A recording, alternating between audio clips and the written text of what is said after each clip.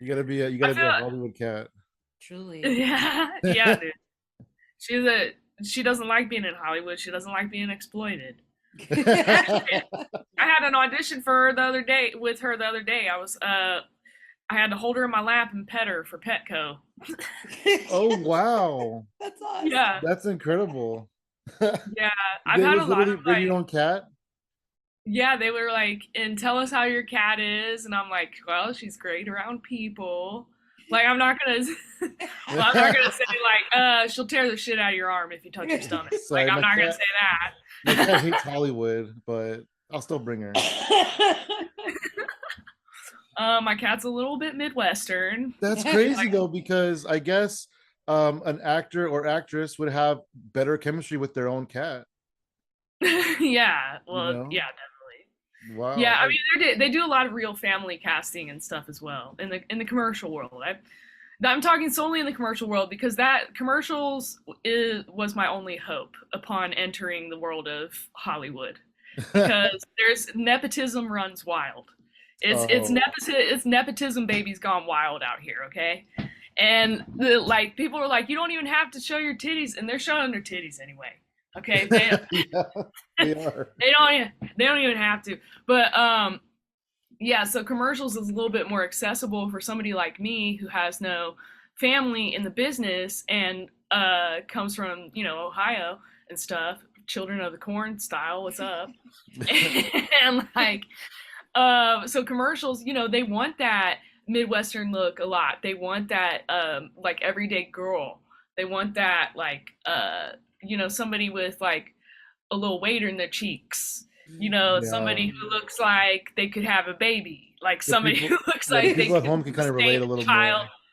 more. They Yeah. want what? Oh, I said the people that are watching can kind of relate a little more Yeah, Mhm. if yeah. it's just like an everyday looking person. Yeah, yeah, yeah. Yeah, that kind of stuff. So, but the cool thing about that doing the commercials is a lot of those directors aspire to be or are thoroughly involved in theatrical and film and TV.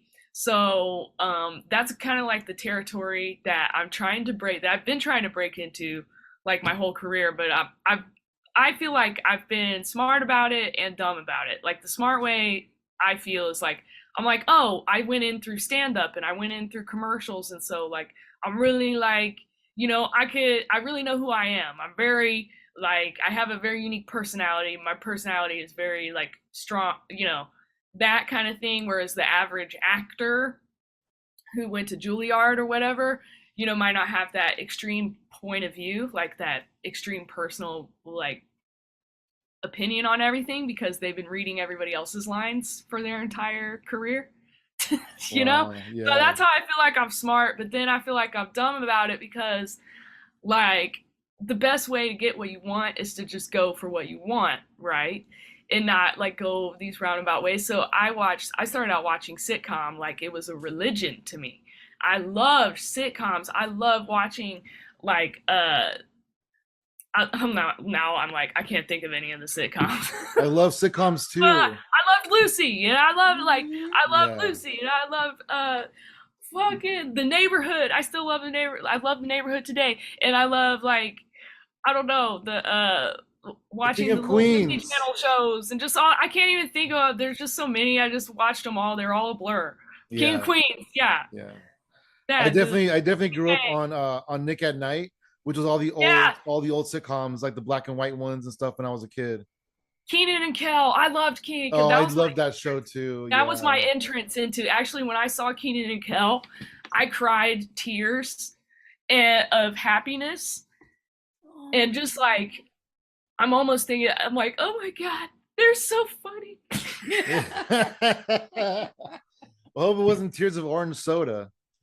I cried tears of cheesy mac craft macaroni and cheese because I we were a Pepsi crowd. All right, that's a good place to get started. What's up, ladies and gentlemen? Welcome to Hypothetical Comedy. I am Funky Sam Medina, And I'm Athena Rodriguez. the very funny Athena Rodriguez. Woo! We're here with comedian Kristen Lundberg. What's up, Hello, Kristen?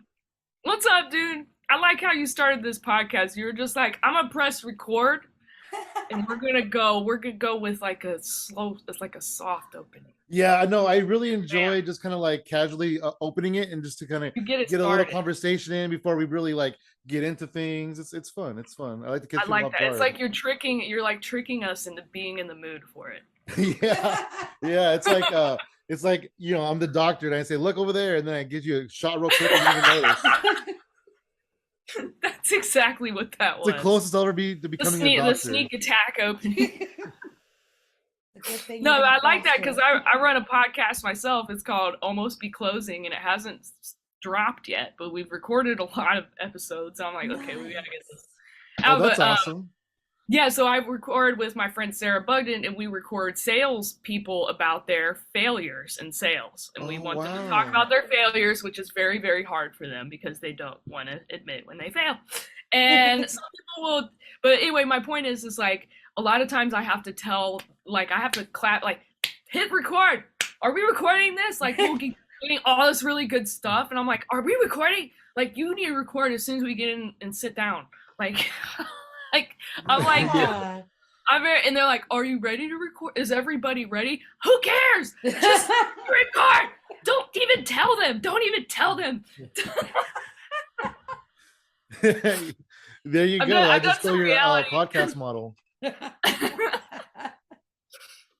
think that's how it should be done.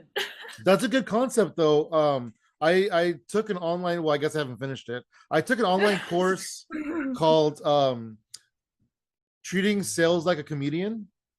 And like, because you're on like a ton of sales calls or whatever, and they're saying like, one of the things that I learned is like every sales call is like an open mic because you're learning, you're practicing, and then the next one you're going to do better. Yeah, I feel like I view sales like that, and like when you're trying to pitch something, in an auditioning, it's like you're pitching yourself for a role.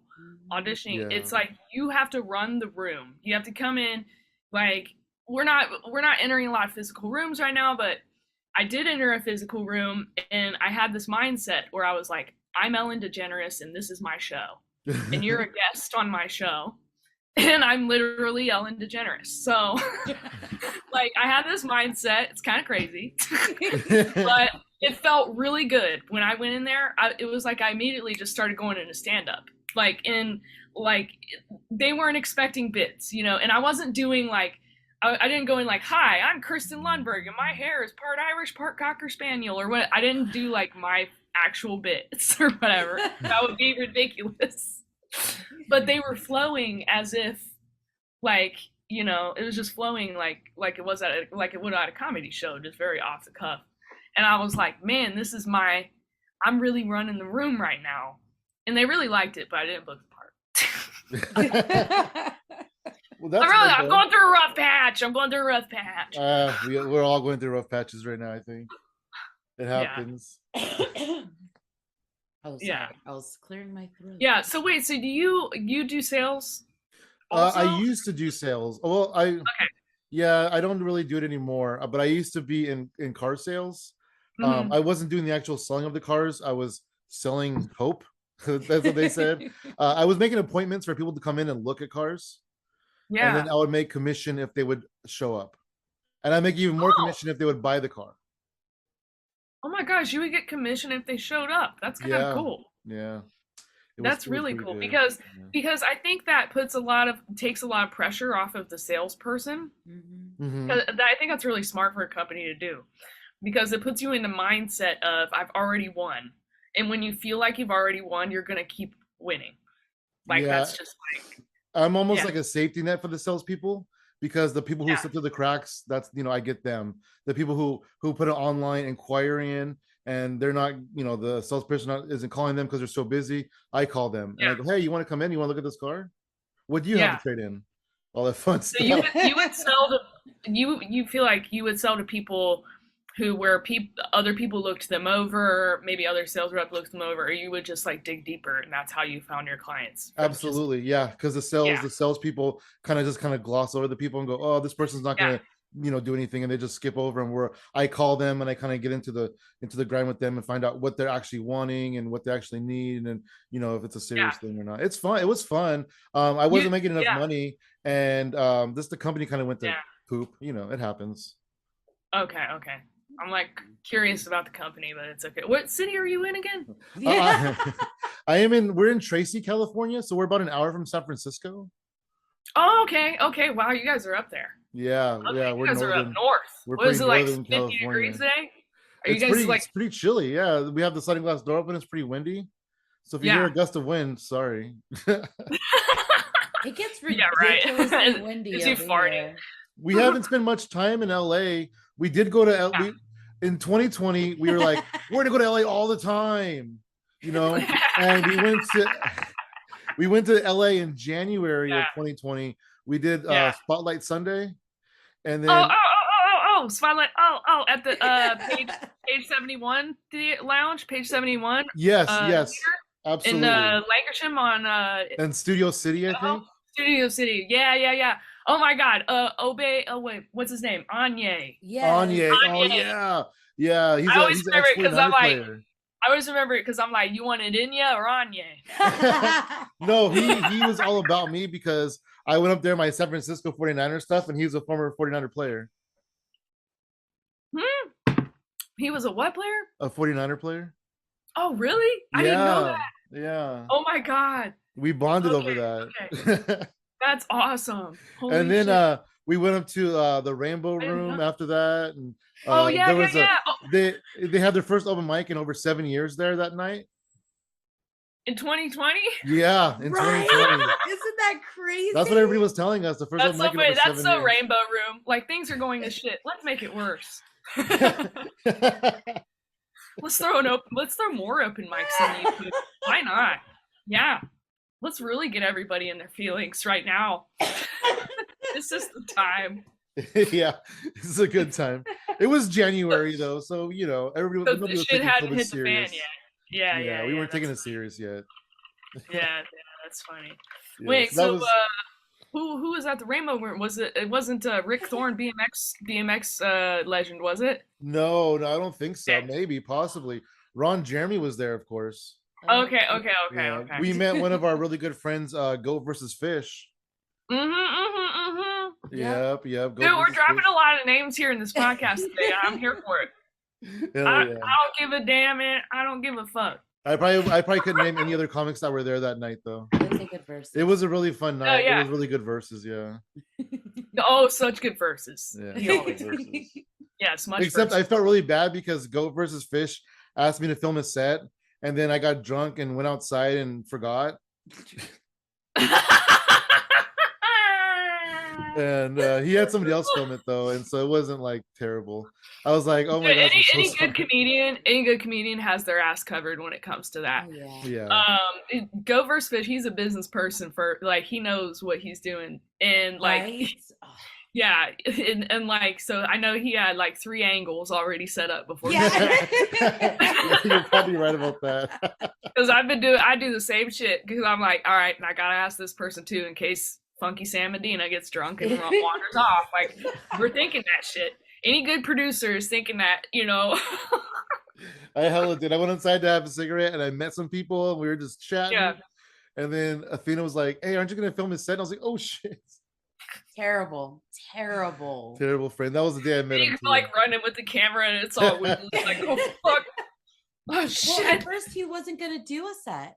At first he was like, "Nah, I'm okay. I don't need it." And we were like, "This is just bonus footage. Then who cares?" "Do it. Do the set. Oh my gosh! All the comics were telling him to do it. Yeah, we peer pressured him really hard. Yeah, he was like, fun. I'm done for the night." Yeah, I know.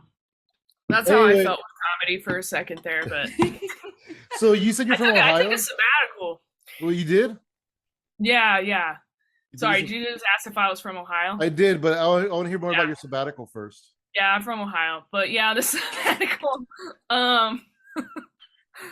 Yeah, I'm from Dayton, Ohio. It's really boring. Anyway, the sabbatical is also really boring, but in a good way. Because I was like, I don't know, I broke my fingers because I had this really crazy violin act, and like that, I called it my Vegas violin act. Whatever, that was like my thing that I went on tour with, and everybody knew me for it. It was my thing, and I broke my fingers, and Wow. So all of the casino gigs and all of the college gigs that I was doing, all of those gigs went away. All of the you get to feature for Patton Oswalt, you featuring for this, like, all that went away. And I was like, okay, well, I'm just gonna do stand up a little bit without the violin.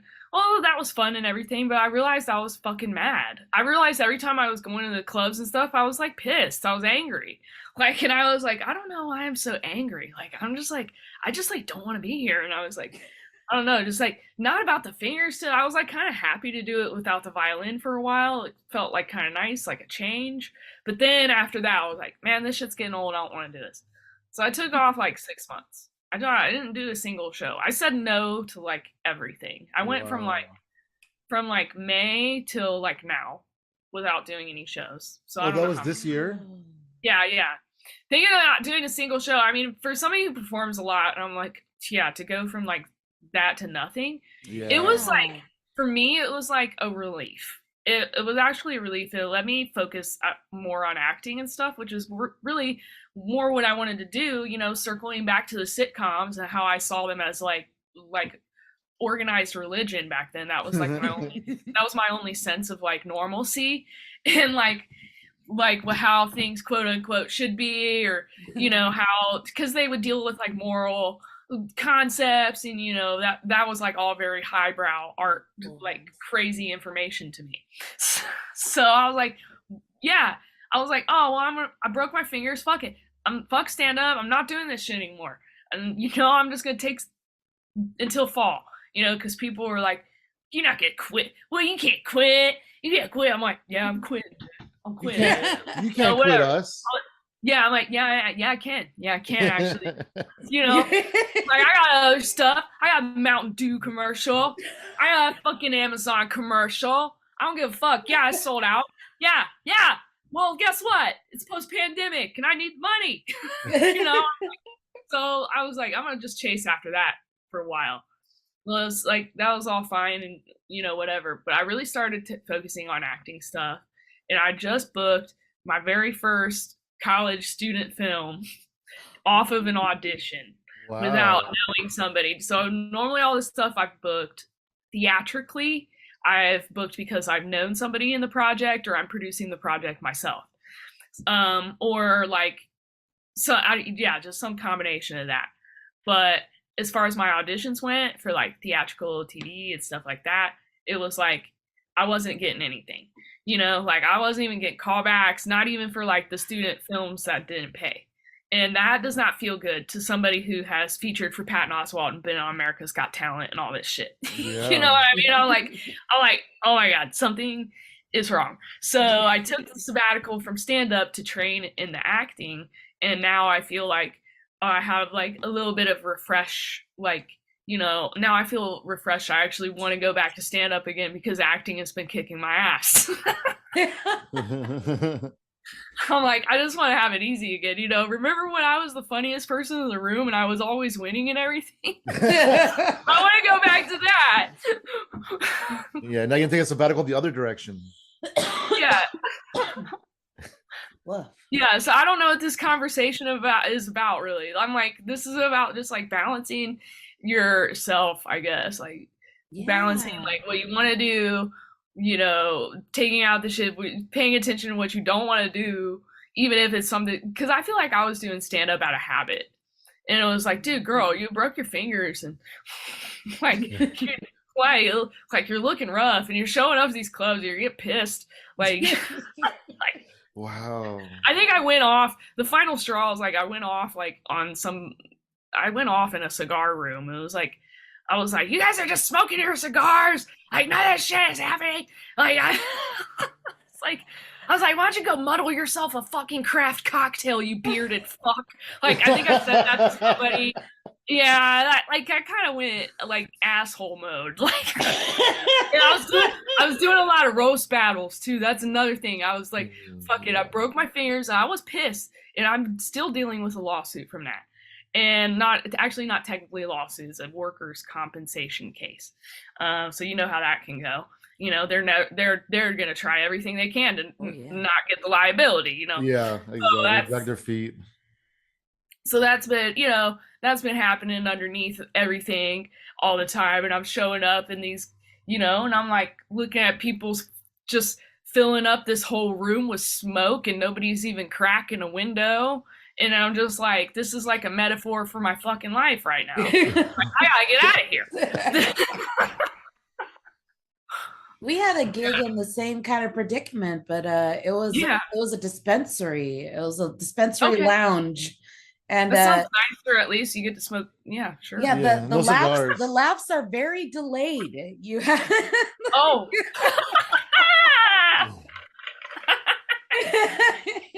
It's like, did you guys get that, or are you just really high? Somebody put the reverb on your brain and just I remember I was on stage and like nobody's really laughing, everybody's just kind of like dabbing and doing their thing and whatever. And I'm like, you guys don't have to laugh, but if you think I'm funny, just like blow out some smoke. And this guy turned around and he just blew out this huge cloud of smoke. Like we made eye contact and he blew out this huge cloud of smoke. I go, yeah, that guy knows what's up. Hell yeah. That's funny. Good times. It was good times. How are your fingers now? Yeah. They're good. I had my first show back with the violin last Saturday and I didn't feel pain. Thank you. Oh, wow. Yeah. Now I'm just like, I'm gonna hoe it out. I'm not gonna feel any way about the violin. I sold $70 in Tiny Violin merch that night. Oh wow. That's cool. Yeah, dude. And I'm like, wow, they really love these tiny violins. I gotta do more shows. How much are the tiny violins? How much do you charge for those? $5. They're just like little. Here, like I could show you. Keychain violin, or is it bigger than that? Because we would love that. You are alumni. They're in my car right now because I'm like, I better keep them there. But they're so you like, don't forget them. They're 3 inches. That's cool. Just think of a little tiny chode violin. It's like a little chody violin. Okay, I'm picturing it now. Long, 3 inches long, 1 inch thick, right? Right, kind of a thick one, and it comes with a little bow, and I sign it, and I put the merch on my website as well. So people who listen to this want to go to my website, KristenLundberg.com, or if you're confused on how to spell Lundberg, it's Kristen'sFunnyHair.com. Oh, that's cool. Nice. So yeah, the merch is on there, and then I do like Spawn of Dayton merch, like t-shirts that say Spawn of Dayton because I'm from Dayton. I love it. I love that too. I haven't sold a single shirt yet. Me and my sister are trying to start a business. So my sister is a screen printer, and she just invested and got all the stuff to set up for single color screen print. So pretty basic right now, but she can make them good. And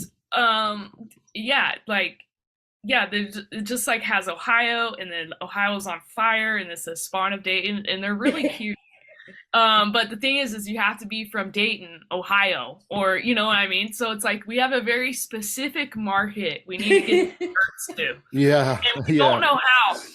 I'm like, we need to pay for Instagram ads that show in Dayton only people or something like that. Yeah. Like I don't know. Yeah. We're trying to figure out how to sell the shirts. But anyway, that was my merch. That was my merch spiel. But yeah, long story short, whatever. I'm back. I sold the merch. Once I sold the merch, that really got me hungry to do shows again. I need to be financially compensated in order to be doing this business. Like it's like it's something that I'm like, I don't know. That's how I know it's not a hobby anymore. And it's like if I'm not getting paid to do it, I'm not gonna do it. Like I don't have any interest. But once I do get paid, wow, I really want to do it. It's really, really cool. It is really, really cool to get paid to do what you love, especially like for you, no 9 to 5, and you're just kind of living off of your art and stuff. Yeah, dude. That's wonderful. Like I got another check from Mountain Dew the other day. Oh, hell yeah, that's sweet Mountain Dew money. It's the gift that keeps on giving, and they'll have these commercials for, they exist forever now. Anytime they want to reuse that commercial, we want to do it for 4th of July next year. I need another $700, like, I love it. Or however much it is, $1,000, whatever. Whatever. They say don't talk about money, but this is how much they cost. This is how much it costs. This is how much it pays. Like these are like natural commercial actor reuse rates. $700, $2,000. I don't know. I've been in even back in the day when I was in Dayton. Actually, I feel like they've gone down. Like when I was living in Ohio, I modeled a baby carrier for Evenflow or Everflow, Evenflow. And it was cool. They had like two babies. They had to keep rotating the babies because the first baby would cry every time the flash goes. So then you got to rotate the baby and let the other one take a nap, and then this one, and then the flash goes, and then they cry again. Yeah. Wow, that's very Full House. Yeah. Yes, that's another sitcom I love. But yeah, yeah, I don't know. Where was I going with that? Yeah, the babies. They switching the babies. They used to pay more, man. No, because that was like a print thing. I never even saw the final product. I never even saw it. I went looking. I went to Walmart. I went to Target. I went to Kmart. I mean, like I went everywhere looking at the baby aisle. You know, people thinking I was probably a creep or something. I'm just like looking at all the babies on all the packaging. Like, is that my baby? Is that me and my baby? Meanwhile, the other shoppers are like, this lady doesn't even have a baby. I know she doesn't. She goes to my high school. No, I was in college. And that's another thing I thought was weird because this was in Cincinnati back in 2012. In 2012, I was like 21 years old. And that's who they hired to model the baby. And I just felt so young. I was like, I even talked to my agent. I was like, are you sure that like they want me? Like, I'm like so young. They're like, yes. They want you quit questioning it. He was like Australian. Oh wow, that's crazy. Yeah, yeah, and yeah. So yeah, but I got reuse rates. The reuse rates for this print ad that I never saw, was like $2,000 a year. $2,000 was the rate for Cincinnati small bread little print thing that they reused that I didn't even see, and they reused it for 3 years. So every year for 3 years, I got a $1,600 check because the agency took 20%. Yeah, because if it's non-union, they take more. But yeah, where's your baby, man? Like what? I know. I'm like, man, I got paid out like $6,000 on this and never even saw it. Oh dang! And nowadays it's like, oh, Mountain Dew, we're gonna air it everywhere. We're gonna reuse it. This is reuse. This isn't the initial. The initial usage is always more. It's gonna be a bigger, fatter check. And Mountain Dew, oh yeah, and you did extreme stunts, 2 of them, and you're the star of the commercial, and we're gonna air it nationally. $700. Oh. No. I'm just telling you, the price has changed. Yeah. They're like, do you see the difference? Am I crazy here? You gotta go back to Ohio. I'm being gaslit. Ohio and do those baby ads again. I'm like very like interested. I'm invested in this baby ad that is missing. Like, who did it go to?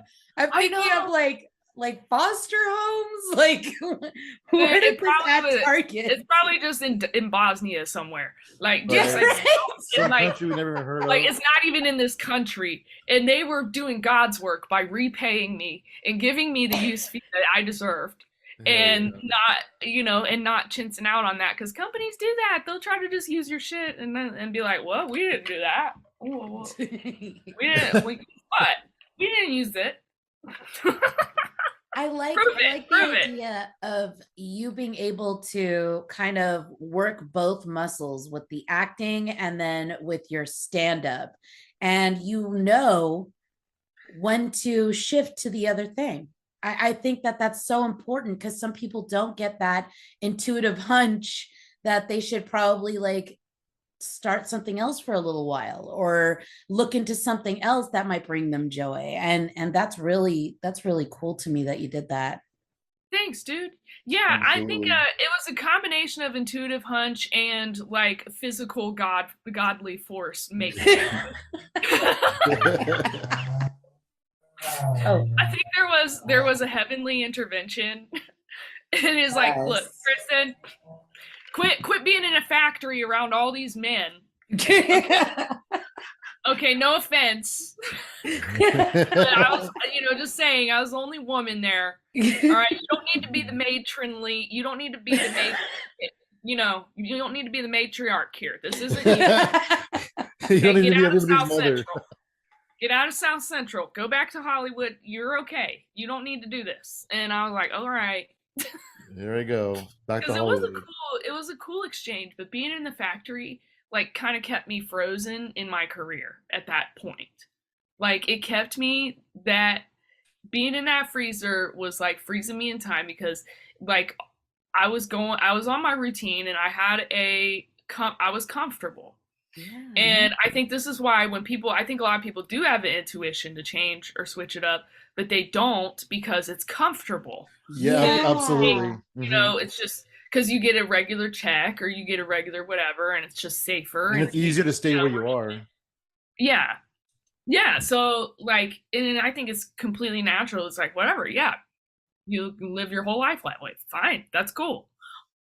People are like to play a little more safer. That's good, actually.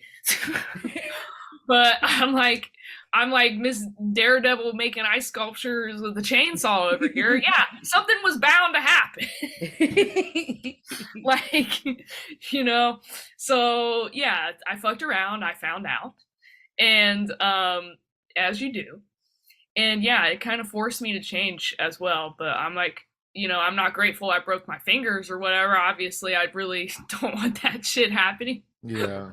But I'm like grateful that I took the turn and made positive changes with it instead of just like keeping on being pissed off at audiences that stand up. It's really my fucking ass that needs, to switch it up or do something different. Yeah. Yeah. That's but crazy. thank you. Yeah. How did breaking your fingers affect like your everyday life? Was it just like make everything a lot harder? Man, I couldn't do anything for a while. It sucked. I bet. I was like, man, I really have like a new empathy for people who were missing limbs and stuff like that because I could not put my hair in a ponytail to save my life. I was like pushing it up against the wall. I couldn't do ponytail. And I'm like, look at this hair, man. I'm like, oh man, it gets in my mouth when I'm eating and stuff. I ought to be able to push back. And that seems like an easy thing to do. Violin. Yeah, I invested in claws, but anyway, I had to deal with claws for a while, and man, it just like my fingers like hurt so bad. It was kind of crazy. The actual injury, but like it was traumatizing, but it was also like amazing to see how like the body heals because I was like thinking to myself, man, this is never gonna sort itself out. Like I'm like this. If it were up to me, I just chop them off. Like I don't know. They just didn't look like they were salvageable. They didn't look salvageable. So I was like, well, I gotta go. Good thing it's not up to me, and I have like a human body that's just gonna fix this. Because if it were me fixing it, I'd be like, I don't know. We just got to take them off. But I'm so glad you're not a doctor. I'm just like, yeah, dude.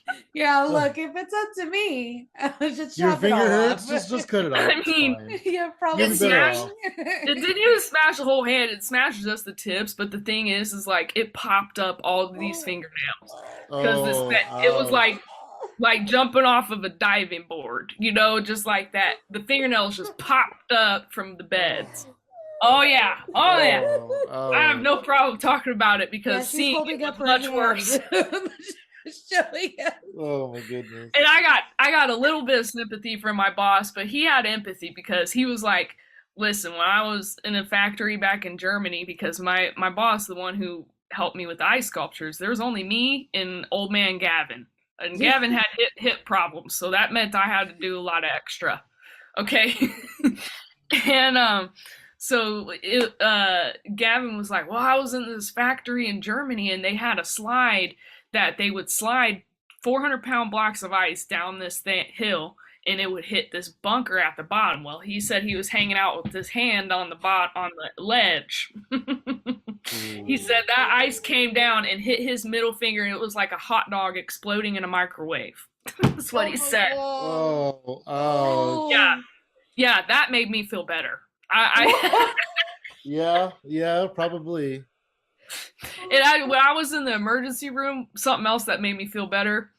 Some guy came in, hit, and this is a emergency, very busy community hospital in South Central, Huntington Beach Community Hospital, I think is what it's called, or Huntington. No, not Huntington Beach. Sorry, it's in South Central, but it's Huntington something. I don't know, whatever. Anyway, they're a good hospital, but in that hospital, they put everybody in one room. Like, unless you are like have a leg ripped off or something, I assume. But like, they put all of like the kind of like, I don't know. It's like there was a kid who had bug bites, and her whole family was there, and then this guy came in, and his entire thumbnail got ripped off. And I was like, "Ow, dude!" I guess he was doing something with a tire thing, and he had it ripped off before, but when they start growing back, you gotta be careful because you could get it ripped off again because the edges or something like that. It's not like fully grown or something. You gotta keep it filed down or put a band-aid on it. Like with my fingers, I put like, I don't know if you know the little nail stickers that you get from Ulta, and they're like stickers that you just put over.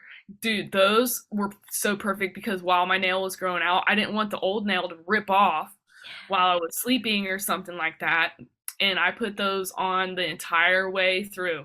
And I probably spent like $100 on those little nail sticker things, just keeping them pretty, trying to cover up my whole hand with foundation, make them look pretty for auditions and stuff. To show your hands, they're like, show us the front of your hands. I'm like, okay, now show us the back. And I'm like, I'll just show you the good one. How about I show you the right? You don't want to look at these nails to keep them back there. I hid my hand behind a human child in a callback one time because I auditioned for the mom role a lot. And so I was like, just, oh yeah, honey, that's great. Just like patting her back, But yeah, I was hiding my dead fingers. Holy shit, that's crazy. And that was just from a crazy night playing the violin? No, that's from me breaking my fingers. No, I mean the finger breaking. You're just what? You're playing your violin and you broke your fingers doing that? No. I broke my fingers on ice sculpture. Oh, okay. Yeah, nice. No, we went around. No, that's so funny. No, a 200-pound block of ice smashed my fingers while I was working in the factory one night. Wow. Yeah, it was a pretty heavy block, and it slipped and it fell on my fingers, and it was like incredibly painful. And there was a worker right next to me. I think his name was Ray or something like that. Somebody right next to me. And I remember he was new, and so I was like, I don't want to scare the new guy. I don't want to scare the new guy. We really need his help, And I was like, because I was feeling rushed, and I think I actually was trying to train him that day. I trained him on all the machines, and he wasn't even fucking listening. He didn't even want to listen to anything I had to say. He didn't want to do any of the work. He just wanted to jump right into making designs and stuff. I'm like, listen, this is how the equipment works. Like, in order to make an ice sculpture, you got to shave it down and make it like perfectly flat on one side. Otherwise it's going to be, this is how this saw, this is a band saw. You slide it on a table. It's like a really scary looking saw. Like, it's like, and he was like, not paying any attention. I'm like, okay, well, have fun winging it. Oh, wow. That saw's going to wing your fucking head off, like. So I don't know, man. That place it was kind of frustrating to work at a place where they didn't respect me. Like that's the bottom line. They didn't really respect me. They kind of like saw me as like a sideshow or like a charity, I guess. Like that. Like literally, when I hurt my fingers, my boss said, "Look, well, you want workers' compensation from me? I just let you work here as a charity. Like, you're just a charity." I'm like, I work here as a charity. You're like the leader of lost men. Like, I work here as a charity. Like, I educate you guys. Like, you Like, you know what I mean? I enlighten your lives, you know? And either way, we share things, you know? Like they share, like they shared with me, like the like fatherly, like masculine side of things, how to fix things, how to get up off your ass and do things. They shared that with me, and I shared with them positivity, love, friendship, you know, fun, just like, and I showed up on time, or I showed up, you know, I showed up. That's all you can ask for, show up. I could have not showed up, you know. How did you get into the ice sculptures? Well, I started in Chicago because there was this ice factory that did was an ice sculpture. This was an ice sculpture house. So the place I worked in South Central was an ice factory for production, bagged ice. I see. And they did sculptures. The one that I worked at in Chicago only did sculptures, and they did live demos at the zoo. And so they wanted to hire an entertainer, like a comedian, to work with the ice sculptor at the zoo during the live demos to handle the audience, basically, to answer any questions, because the ice sculptor is very busy. And I think the owner of this place was very smart in hiring somebody like me, because they needed somebody to get out the good word of their company. And they needed some people. It's also education of the public, and it's cool. It's intoxicating. People are like in love with it. It's magical. So I'm like, yeah, I want to, you know, that's my, you know, I'm like a Venusian starseed. I like to spread the magic and spread the good word of cool shit. So I'm like, I want to do that.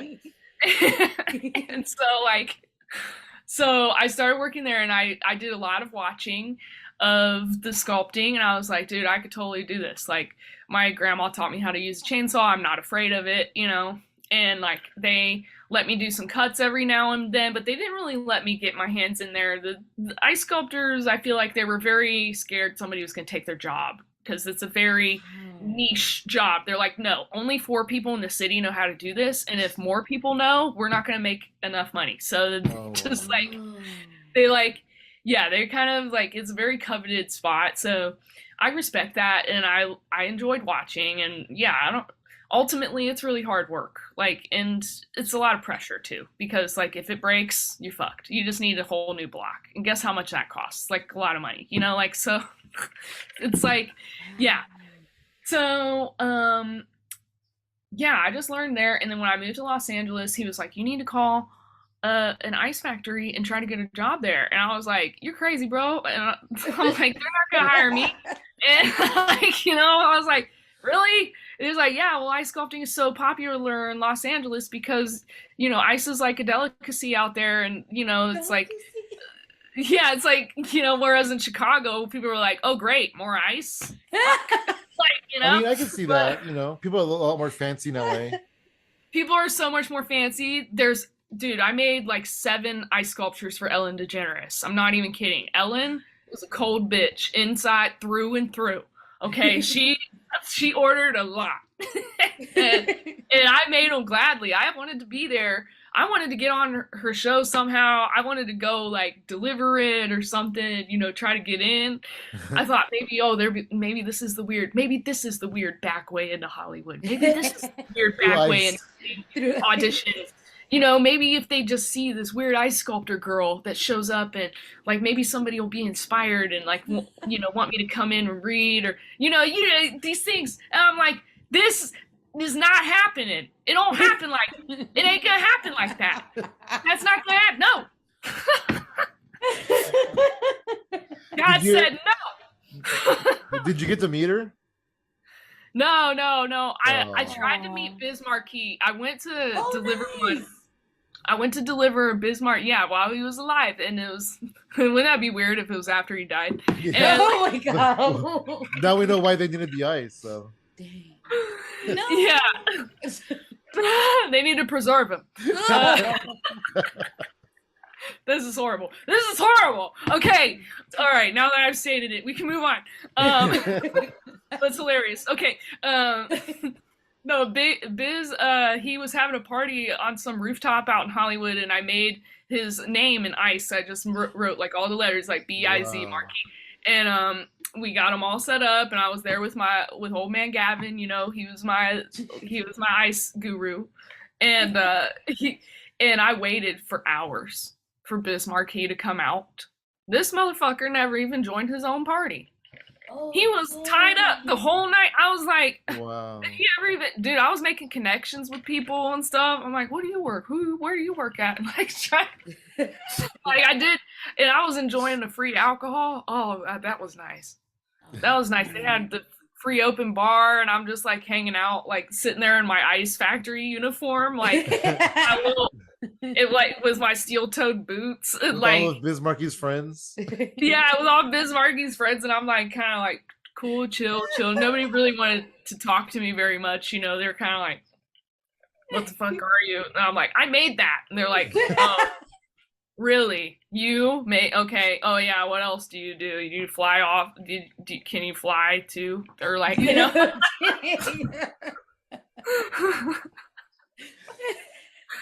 That was another kind of frustrating thing. Is like people didn't believe me when I told them what I did because of how I am. I guess the way I look. You know, I'm like a woman, and people just don't.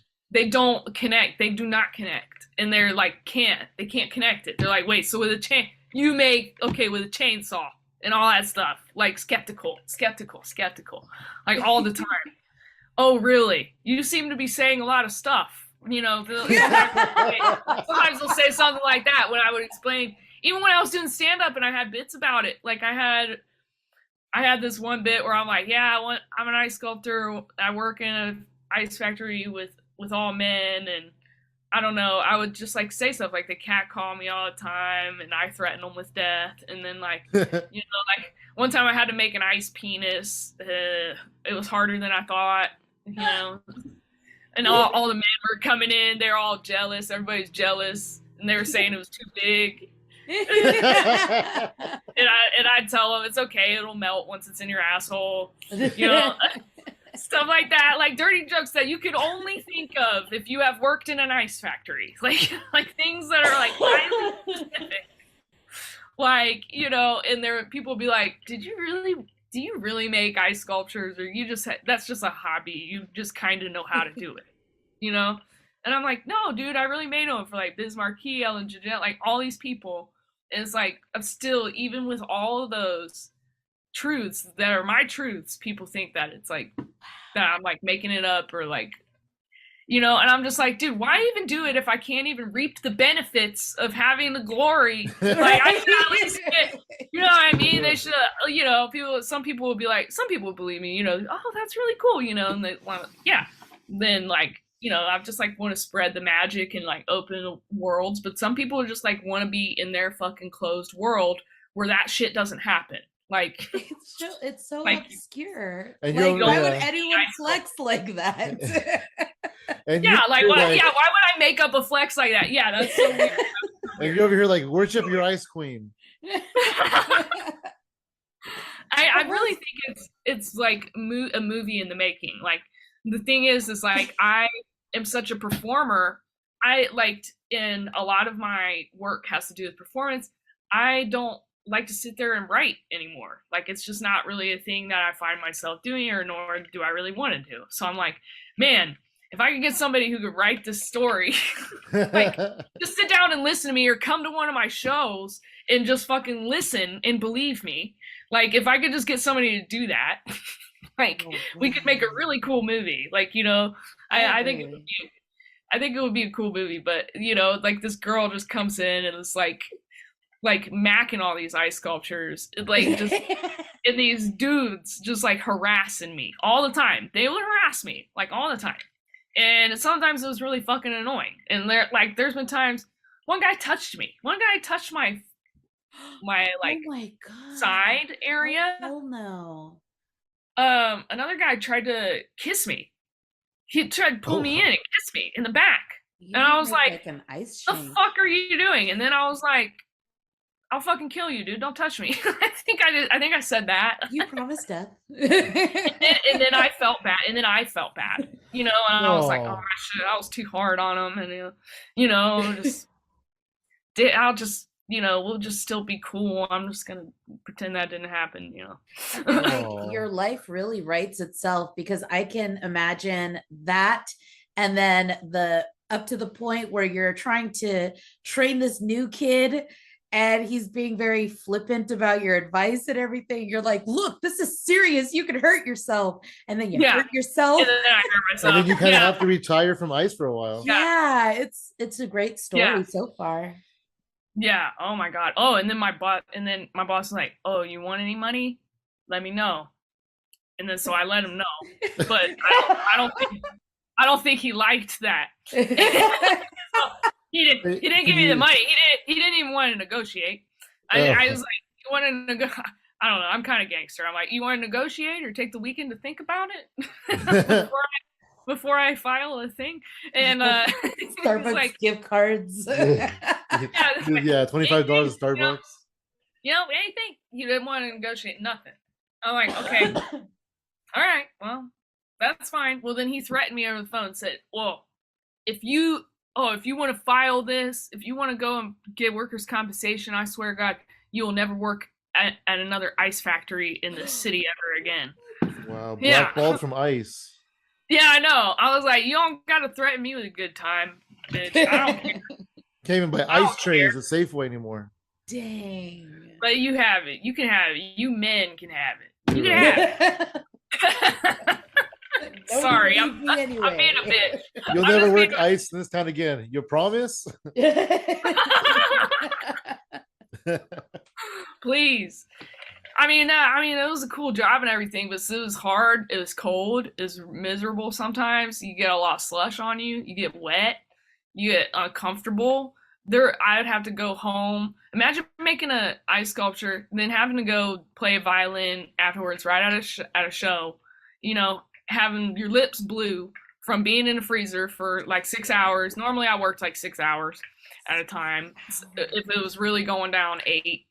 But that shit would really have to be hitting the fan for me to do that, because it is cold. It's 32 degrees in there. You have to be in there with gloves, pants, scarf, hat, mask. I had it all. I was rocking a face mask way before 2020. It was cold. I was like freezing my ass off. Like boogers would come down, and I'm like, man, yeah, that was another thing. All the boogers. Just come out. Frozen boogers? They don't tell you about that. They would the boogers would come down and freeze on my face if I didn't either wipe them off or wear a mask to prevent them from coming in the first place. Wow. So wearing a mask was kind of imperative, because I didn't want to get boogers everywhere. So yeah, you were kind of used to it then when 2020 rolled around. Yeah. And everything doubled up. 2 pairs of socks, 2 pairs of pants. I would wear 2 hoodies and a coat. Wow. 2 pairs of gloves. One of those gloves was like PVC coated with cashmere on the inside. Very, very warm gloves. Even then, it's still like so cold. So yeah, dude, I'm like, yeah, I'm actually not. I'm good. I couldn't imagine. I couldn't imagine fine. spending an entire day in a freezer. That just seems crazy. Yeah. I brought one of my boyfriends there to help me. He didn't even. He was just helping me, not with just to carry stuff. What men do. Yeah. He couldn't even fucking handle that. He's like, it's cold. It's too cold. I'm like, you're wearing what's wrong? You're wearing a denim jacket. That's what he always wore. He was like obsessed with raw denim. I'm like, what's wrong? Oh, you can't take the cold in your raw denim jacket? It seems like that jacket's kind of pointless. Meanwhile, you have 2 hoodies and a jacket on yourself. Yeah, dude. I'm like, you need a hoodie. Get a fucking hoodie on, like a real man. What was your favorite thing to sculpt? What? My favorite thing to sculpt? I liked doing intricate logo work. So if somebody had like for instance, I'm trying to think. Like I think Porsche. Yeah, Porsche. They have that. They have that shield, Yeah. and that was really fun to make. Like just you're just taking a drill and you're just drawing. You're literally just tracing the lines. Like the way you do it is you just take. So you have your block of ice. I'm gonna tell you how to do it. You have Okay. your block of ice. You take your piece of paper with the drawing on it, whatever it is. It's got to be blown up to actual size of the thing. So it's, a lot of times I would use a projector to draw, Oh. physically draw a giant, Porsche logo. Okay. And then you take a spray bottle, you spray your ice, and then you put the paper on it. And then you wait like 5 minutes and that paper freezes on the ice. And then you get a drill and you just trace the lines, like literally. And then you get like a hair dryer and then you peel off the paper with a hair dryer, and it's a very messy, kind of gross process. And then that's it. And then there you have it. And then you fill it with snow. And then you've got to get you got to clean it all out. But then as I was leaving there, actually, we had just gotten a CNC machine that did all of that for you. It was like literally just a robot that you program, and the arm comes down, it drills your design, however deep, whatever it looks like, it drills it, and then it's done, and it takes like literally 20 or 30 minutes. Wow. And that's Wow. so I got to see both processes, and I know how to run the CNC. I know how to put the ice in there and how to get it in all loaded up, and I know how to program it to make the design. And these are things that took time to learn, and it's like, yeah, I kind of feel like an asshole for not doing that anymore, but like the chainsaw and stuff like that stuff was so hard. Like doing it with the chainsaw and the drill, the physical, like being in there for all that time and all the shaking, it's like, and your like bones like hurt, like your literal bones are like have been shaking all day holding power tools. And it's like, yeah, I did all Wow. I did all that. It's like crazy. And then you go and I'm you like, pick up I'm a done. violin in the evening. And then go pick up a violin, and it's like I can still feel like all of the reverb from all of everything that I did, and like my fingers are like still like thawing out. Like I would be driving home on the highway, like really hot days, just like in my car with the windows rolled up, like thawing out, like because I'd still be so cold from the factory. Like I wouldn't want to, like I wanted it to be as hot as possible in my car. Yeah. I think that anyway. preserves you when you're working in that kind of temperature. Jeez. I know that it helps you lose weight, I guess, if you're like being in the cold, because your body has to work harder to stay warm. Oh my God. In order to do that, you burn more calories. So technically you burn more calories if you're like working out in the cold or anything in the cold. If you're just sitting there in the cold, you're burning calories. All right, burning calories. Everybody, let's move to Canada. Let's move to Canada and just lay out in our backyards and lose weight.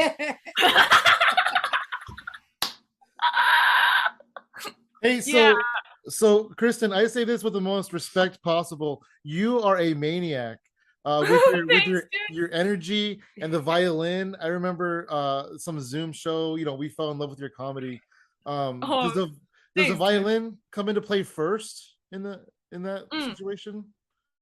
Nah, just like something that I tacked on afterwards. Is I always like, I started off loving sitcom. I always wanted to do comedy. So I was all about just doing stand up without the violin at first. And like, I didn't bring the violin in until probably like 6 years of me doing stand up. Oh, wow.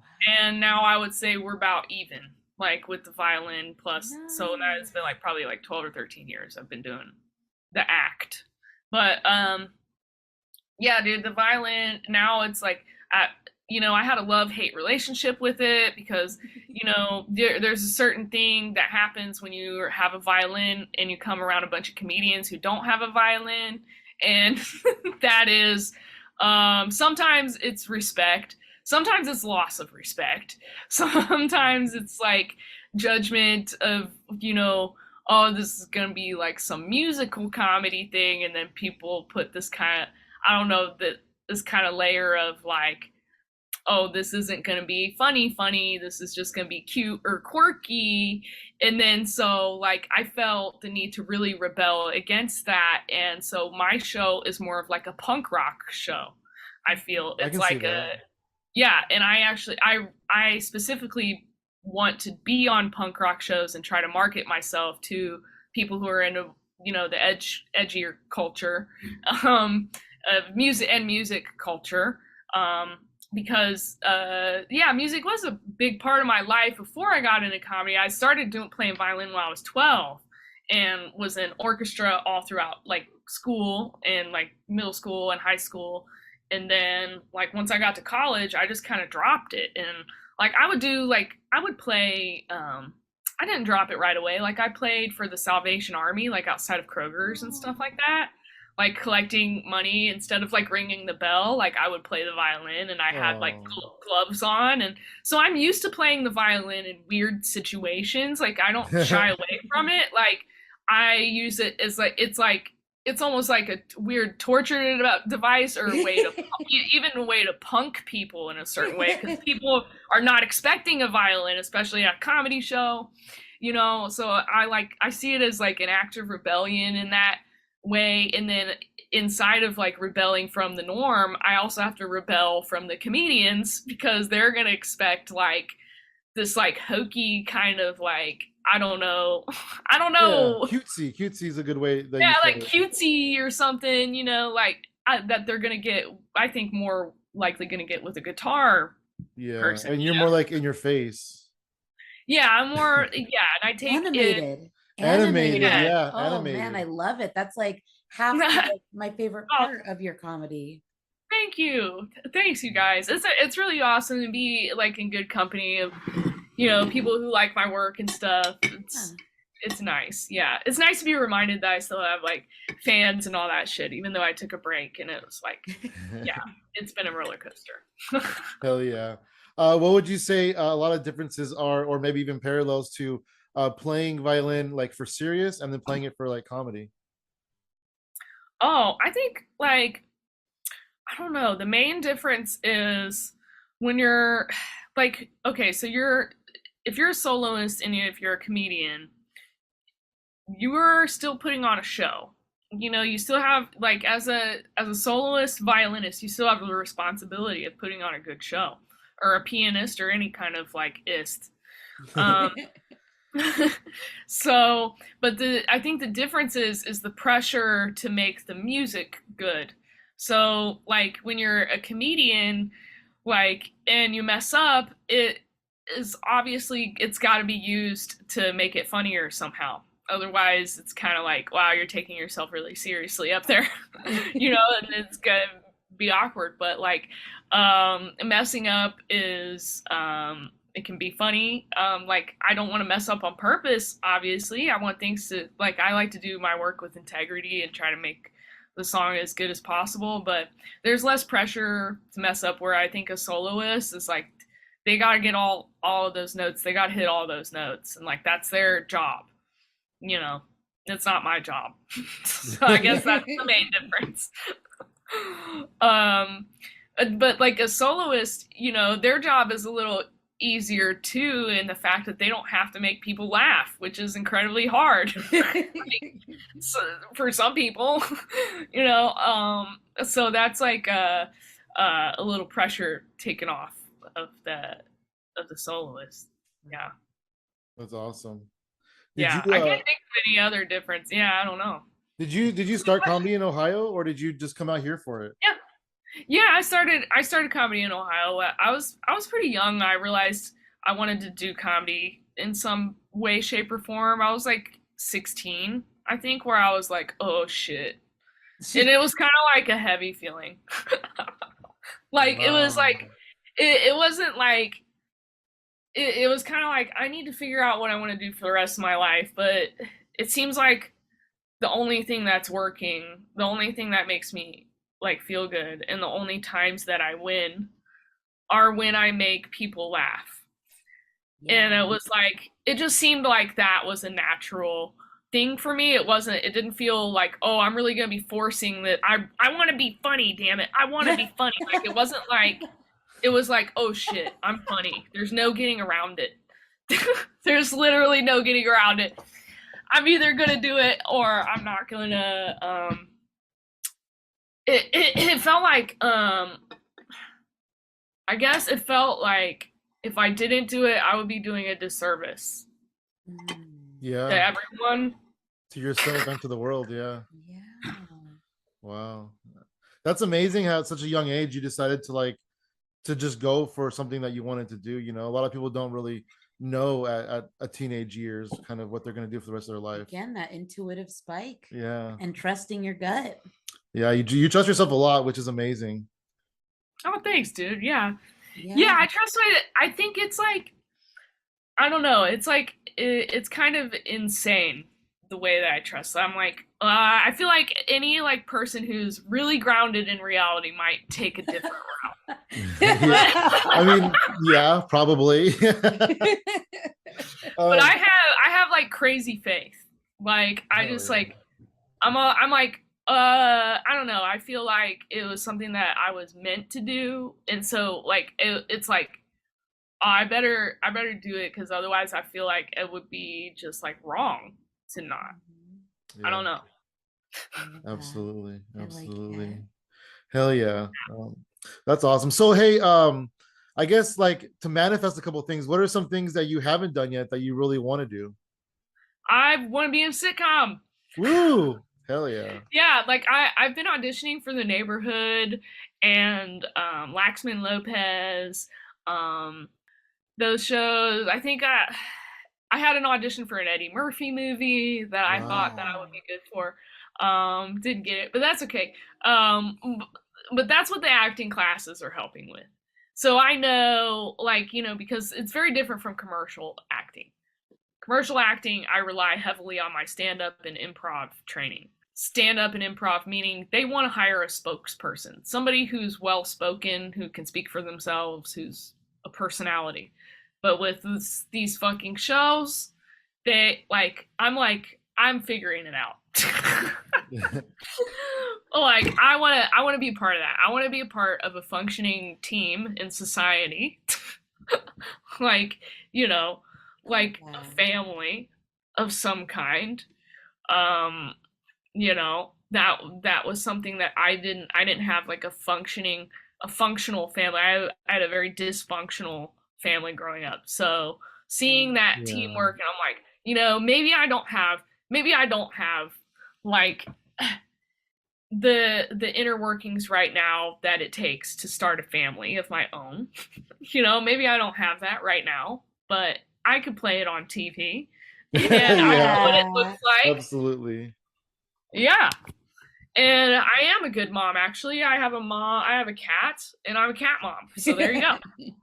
Yeah, you bring up a good point, though. I feel like maybe people like us did fall in love with the sitcoms because we were kind of vicariously living through the other families. Yes. Yeah. Yeah, it's like, wow. Your mom comes in and tells you things are going to be better and sits at the edge of your bed. And that's interesting. Oh, you guys have a heart-to-heart at the end of the episode? Oh, that's nice. Hell yeah. You know, I really hope you flex your writing muscles, because if you can't jump into that kind of opportunity, I feel like you would be really good at making that opportunity for yourself and possibly writing something that you can create and kind of even film with your phone and just like make little like sketches, because I swear you have such a character and it's just you, and I feel like that's one of the easiest things to do. If that character is lovable and interesting and funny already, like you've already gotten like halfway there. Yeah, I think you're right. Thank you for saying that. Yeah, I think that's I don't know, just probably something that I'm working up to, where like I'm like, you know, I gotta have all of the pieces. I went and built this really, you know, I built my personality and everything. And it's like, okay, I feel like I've got that figured out. I feel good about who I am. But like with the serious dramatic acting stuff, it's like there are some things that I still need to work through, and that's the kind of stuff that a good show needs. Yeah. Like, yeah, it can't just be. I mean, I believe that I love really goofy shows that don't have any dramatic breaks. I love like Tim and Eric. Like, there's no drama at all. I love that kind of. I love that kind of stuff. I love that kind of stuff too. Awesome. But to do like the really fun situational comedy sitcom kind of stuff, like, it needs acting chops. Yeah. I was like, oh shit. I never took it really seriously until like a year ago. And I'm like, oh, okay. All right. This is a challenge. It's art. Like, and it's hard.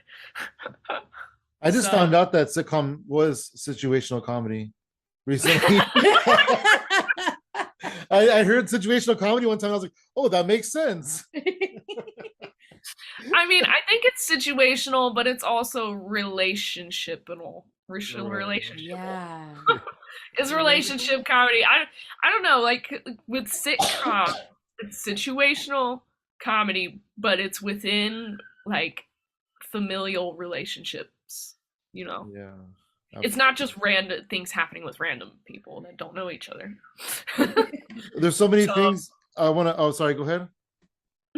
No, I was just gonna say, like, you get a lot of that on Tim and Eric, like just really random things happening with people that don't know each other. That's yeah. There's no situation. That's like, what's the situation? What is this? The situation is lack of situation, I think. Do I sound old by referencing Tim and Eric? Like, is that? I hope not. No, I don't think so. What it is, yeah. So. Yeah. So no, you're good. You're good. Don't worry. I don't know, dude. I was with a bunch of 21-year-olds yesterday. Yeah, I was like, you're amongst older people than you, so you're good. Yeah, dude, girl. I was shooting for Jenga toys. You know, the Jenga game. Oh, well, they're like headquarters is like some really cool house in Santa Monica, and they have like 3 houses right next to each other in this really nice neighborhood, and it's the whole family. And it's the brother lives in one house, the sister lives in one house, and I'm like, you live in this house? She's like, yeah.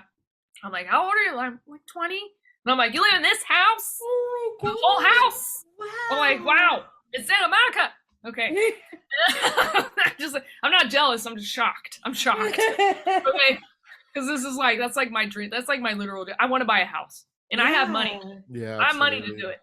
Okay. I ain't even gonna flex or whatever, but I'm like, I'm serious. I want one and I want to buy it. Anyway. Yeah. So I was there yesterday, and they hired a bunch of people to come to their house to shoot stuff for their social media. That's cool. There was like probably, they were shooting like 6 of us, and everybody there, the camera guy, DP, everybody, it's like 20, 21 years old. And I'm like, oh my God, what do I got? I gotta reach these children. I have to reach that's what the matronly thing came in. I was like, I gotta mother them. How do I mother them? I'm like, I gotta tell them an inspirational story. Okay. I told him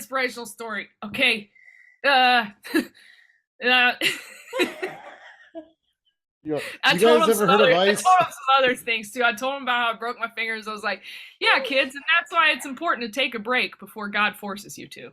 And you just do it. And you just do it when you get sick of things. Just stop. Trust me, it'll happen in your 30s. Right now, you're just like, you keep going. You're the Energizer Bunny. I get it. But just hear my words. You're going to need to stop. You're going to need to stop for a month or two eventually to get your mojo back. All right. Oh my gosh. Heed my words. And then also, they were like, can you do a flip over the Jenga? And I'm like, I can't do a flip over like, no. No. The hell for no $50. No. But I'll do a roll. I'll do a roll. So I did a tumble. I tumbled over the Jenga. And they got a little shot of my crotch a little bit. Okay. I was like, no big deal. But I said, hey, you're gonna need to cut before the crotch shot. You're gonna need to cut it right before, because I'm flying right up, and then you get the cameras just right there. And he's like, no, nobody's gonna be looking at that. This is a family game. And I'm like, family, hey, you never been to commercialactressesIwouldfuck.com? Cut before the crotch shot, please. Cut before the crotch shot. I'm like, I have to tell them everything. And See, how does that not sound like a show already? I know. Like that whole scenario is amazing. You need to write a memoir or something. That's incredible. Because even the look on your face when you're like, I need to mother them. How do I mother them? It's like a person that just got inundated with a bunch of baby ducklings and doesn't know what to do. Do I get them bread? Right? I was like, do you guys need water? Where the water? This isn't my house. I don't know where it is, but I'm gonna get you some. But I just feel like taking care of you guys. Yeah. This isn't my house, and I'm really confused, and I don't know where I'm at. But I know you look thirsty. I'm not gonna let you die. That's my motherly instinct. You look dehydrated. When's the last time you drank water? I just look at all of them like, oh my god, they all look thirsty. Oh my god, yeah, well, they weren't too thirsty because they didn't notice your crotch shots. That's just how old I am. They ain't even looking at me at that. They're all meh. They're just automatically not interested. Oh my goodness. Oh man, there's so much I want to talk to you about and ask you about, but I don't want to keep you here all day. Oh my goodness. Yeah. Thank you so much for joining us though. It's been super fun talking to you. Absolutely. Yeah, dude, my pleasure. This was awesome. Yeah. I'm glad Oh, I was gonna say, in closing, I wanted to ask you one more thing though before we go. Went you on the side of a bus recently? Yeah. How was that? Yeah. They so that was for Grubhub. They put me on the side of buses in Manhattan. And I was in Manhattan? Wow. Yeah, they gave me the payout, they gave me the buyout rate, and I was I was impressed with the money for that. And they didn't say what everything was going to be for. Even if you book the job, sometimes you don't know what's happening. They don't tell you everything. And a lot of the reason is it's not because they don't want you to know. They just like are really busy and they don't have the time to tell us everything. It's like a lot. So one day I woke up and people were posting on, you're on buses in Manhattan, and also like on a billboard in Times Square. Wow. I'm like, wow. That's incredible. Like that is incredible. I'm like, wow. And like I'm on a billboard in Times Square. Well, and what's the ad? Like I should be living in a mansion right now. Okay, yeah. But okay. Right, yeah. It's not Dayton, Ohio, it's Manhattan. Yeah, dude. I'm like, wow, that probably costs a lot of money to put there for an entire year. So it's been a year, and I love that because, when I was living in Chicago, there was a lot of debate, okay, because Chicago's, people move there to train, but people who move there move out. And they either go to LA or New York. So it's like, where are we going to go, LA or New York? And I was like, I'm going to LA. And I'm sure there were certain comedians who felt a certain way about me choosing LA rather than New York, i.e. the comedians in New York are like, oh, there's East Coast, West Coast tension still a little bit in the comedy world, I think.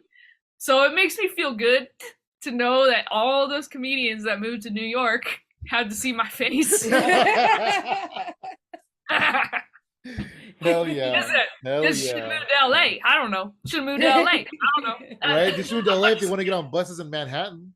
I think it's fair. I think it's a pretty cool step, just something. Yeah, absolutely. It's awesome.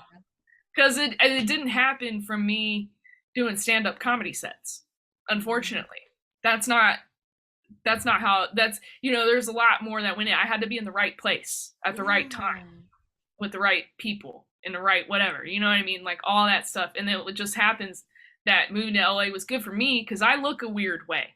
I look like this, and they're all about the look, and they care about that, and I care about that, and it's like our values kind of align when it comes to that, like, caring about looks and stuff. Like I went to design school, and I was into marketing and things like that. I love that. I think it's like witchcraft.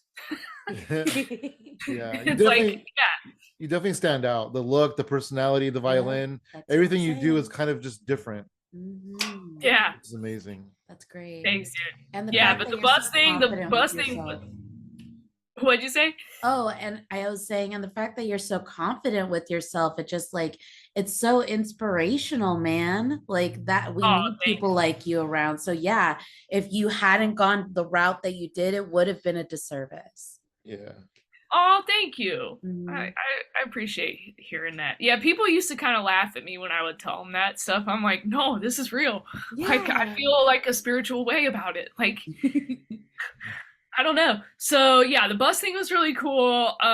Waking up to that one day, and then like finally, like I earned the respect of my dad and like all kinds of stuff, like for going this certain way. Because before, like my dad was like, "Oh, we really like you doing the ice sculpture stuff," you know, just steady paycheck, something. Yeah. In, Dad's you know, like that. Yeah. yeah, they want you to do something. Yeah, like yeah, it just he was looking out for my safety, but also it's like kind of unsafe to work there. So, but yeah, he saw the bus thing, and I think the bus thing turned a lot of people. I was like, wow, it's kind of weird, like you know, just like that. Like now, suddenly people respect me just because of the bus. You're the bus. Like the Amazon commercial wasn't enough. Like they needed more. The Amazon commercial playing nonstop. My face was on TV more than basketball for a while. They played the shit out of that thing for that buyout rate. Oh my God, they would not stop. And it got to the point where I was a little frustrated, you know, and I was like, damn. I felt a little taken advantage of with the Amazon commercial. I'm not gonna lie. Oh, because they played it so much. They played it so much, and I was like, dude. Everybody thinks I'm like rolling in money right now, but the fact is, it was a buyout. Oh, it's a buyout, so that means that they don't have to keep paying you. Yeah. Wow. But the thing is that happens a lot. That's very common. And that's okay. Yeah, I bet. It's okay because it just is. It's fine. Yeah, and then you know it's a stepping stone for you, and it's a learning experience for you, and you know. You're gonna get better opportunities in the future. Hell yeah. Yeah. Absolutely. Yeah. Thank you so much for joining us, Kristen. Before we go, do you want to plug your social media? Oh hell yeah, dude. You find me on Instagram at Kristen Lundberg Cheese. It's a pun on cheese. Lundberg cheese. Okay. Moving on. Twitter at that Lundberg. Because Kristen Lundberg cheese was too long for Twitter. Yeah. Well, it used to only be 128 characters, so that would be half the tweet would be your name. And what else? Oh, TikTok at Kristen Lundberg. Oh, please go to TikTok. I don't know what demographic your people are, but TikTok is very Gen Z. But if you guys please. But it's also I get a lot of hits from thrifty moms because my TikTok is very, I find a lot of free shit. And so that's my hobby. I go on Craigslist like every day and I look for free mother loads. That's what I call them. And I'm not going for like a little free, like I'm not going for a little free toothpick here and there. You know what I mean? Like I'm going in when I see entire house, everything inside is free, you know, like I find stuff like that and I'm very thorough and I go and find good shit and it's like kind of fun to watch. Like, so y'all should follow me on TikTok. Hell yeah. And then the ones that go viral on TikTok, I post on Instagram later. So you can look at Instagram for the watered down version, or you can go to TikTok and get the full nasty flavor of all that free funky shit that I'm finding. And I'm digging through asbestos. I'm digging through piles of fucking shitty baby diapers. Just kidding. Not that bad, but I might be flying through piles of Depends that haven't been used yet. Okay, so it gets kind of down and dirty, you know? It sounds like it. I love doing it because I find treasure in that trash, and I've sold over $1,400 worth of free clothes that I found on eBay. Oh, that's incredible. Yeah, so I'm kind of white trash like that, but yeah. I mean, you gotta do what you gotta do. You're in LA, you know. Yeah, dude, and I mean, I don't have that ice factory job anymore, so it's Yeah. just something that I do. It's like it's like that. It just kind of fills that hole. And people like watching it. Yeah. People Yeah, like I'm sure they watching it. do. Thrifty moms like watching it. Like a lot of people Oh from all yeah. over the country tune in actually to watch my That's TikTok. so cool. Awesome. People Awesome. from Ohio love my shit. People from Yeah. Texas. I get a lot of Texas fans, a lot of Utah, Florida, because I'm very American. And like I get a lot of the Midwest kind of Karen crowd. I get some of them. Some of them don't like me as much. I get a lot of weird dudes too. A lot of kind of like dudes who are into corn or like Hey, wait. No, I have to say something here. Maybe just the vegetable. The Maybe she vegetable meant corn or the vegetable. band corn?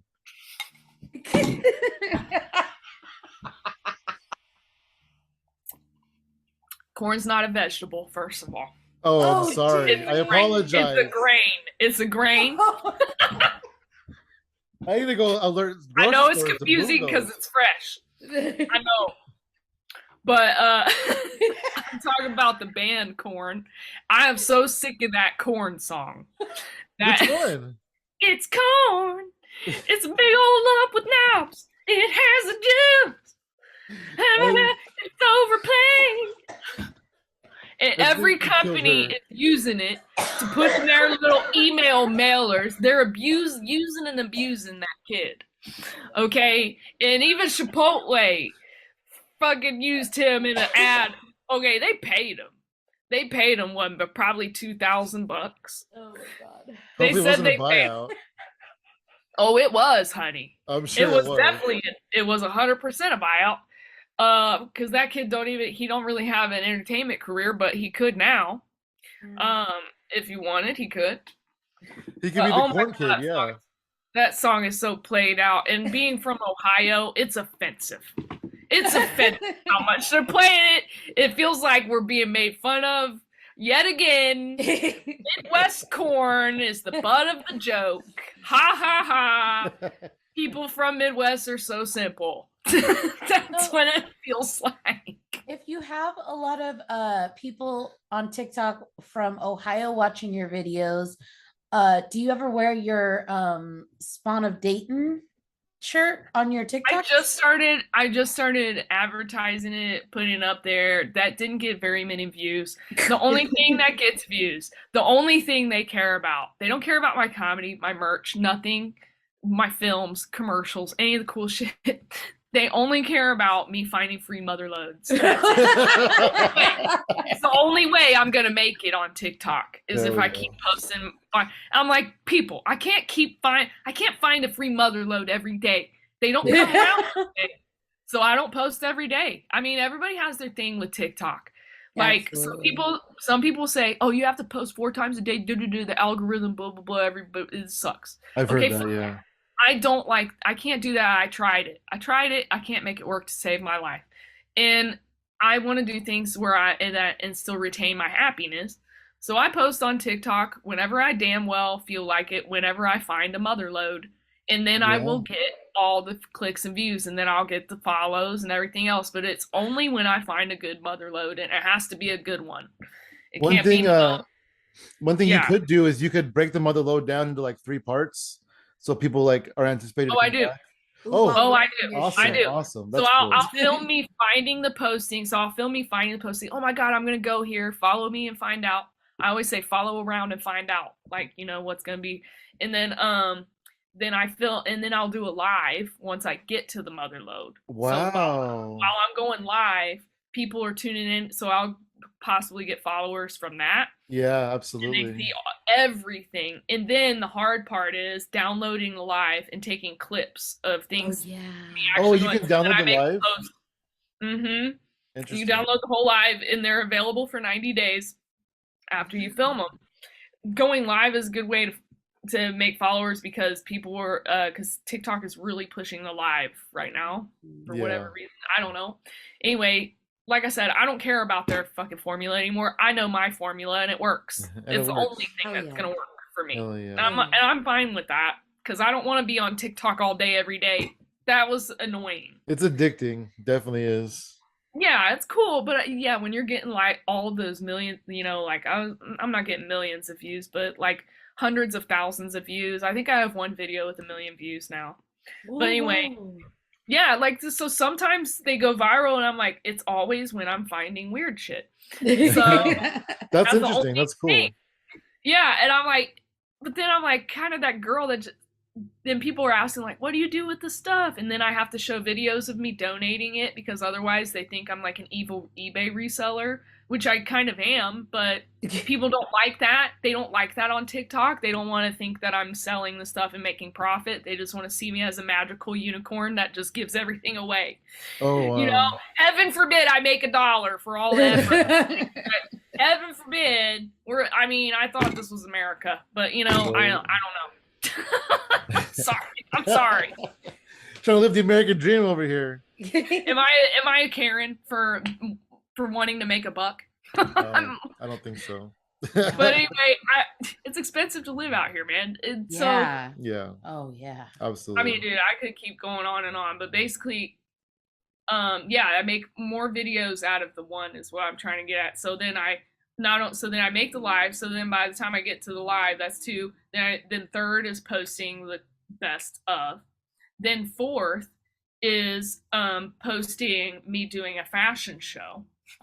So then people want to see, what all the clothes look like, because I like to find free clothes specifically. I only want to find clothes that fit me. And in fact, this whole outfit I found, this is just I like it. It's cute. Cool. It's just like a cute little like sweatpants outfit. I think I don't know where I got this from. They were like, "Oh, we're emptying our whole garage," and like I found they had like this trunk filled with clothes, and I just grabbed the whole trunk and left. And it had this, and like this is just like Joy Lab from Target, but I'm like, oh, that's kind of nice, like something to lounge in. I don't have to go buy it.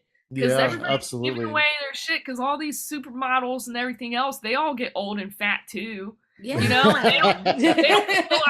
they don't feel like trying to sell everything on eBay. No, they have millions of dollars. And they don't need the money, right? Exactly. It's not worth their time. Yeah. So I'm like, I'm just kind of here to collect and Hell yeah. So go follow TikTok. Yeah, check out my raw dirty freescapades on TikTok, man. Hell yeah. You gotta word it a certain way for my followers, because I have the freak crowd. You gotta say things like raw dirty. Nasty. I'll definitely remember that when I'm making the description for the podcast. We talked to raw dirty Kristen Lundberg, everybody. You can find us. You can find me at Funky Sam Medina, Instagram, TikTok, Twitter, all that fun stuff. And you can find me at She Shines For You on Instagram and Twitter, and Athena Rodriguez Comedy on Facebook. And everything we do other than that is on Hypothetical Comedy across the board. Well, hell yeah. Thank you very much, Kristen. It's been super fun. Yeah, dude. Yes. Dude, you too. My phone's like got 1 million notifications now. We gotta stop talking.